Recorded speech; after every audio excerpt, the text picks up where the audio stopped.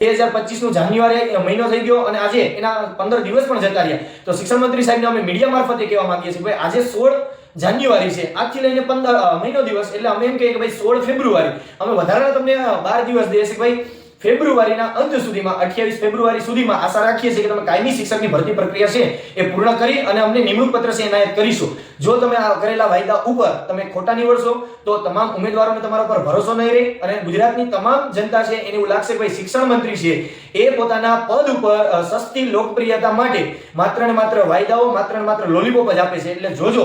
જનતા અને ઉમેદવારો અને એના વાલીગણને અને શાળામાં રહેલા ભણતા વિદ્યાર્થીને એવું ન થાય કે ભાઈ શિક્ષણ મંત્રી તો માત્ર ને માત્ર સસ્તી લોકપ્રિયતા માટે વાયદાઓ આપે છે. એટલે ભૂતકાળમાં જે વાયદાઓ થયા એને આપણે ભૂલી જાય છે, પરંતુ આ વાયદા પર તમે ખરા ઉતરશો અને આજથી લઈ અને 1 મહિના દિવસ પછી તમે બધા જ ઉમેદવારોને છે એ નિમણૂક પત્ર એનાયત કરીશો. આશા રાખીએ છીએ કે તમારા બોલેલા શબ્દોનો છે ભાર ચોક્કસથી શિક્ષણ વિભાગમાં રહેશે અને એનું છે પાલન કરવામાં આવશે.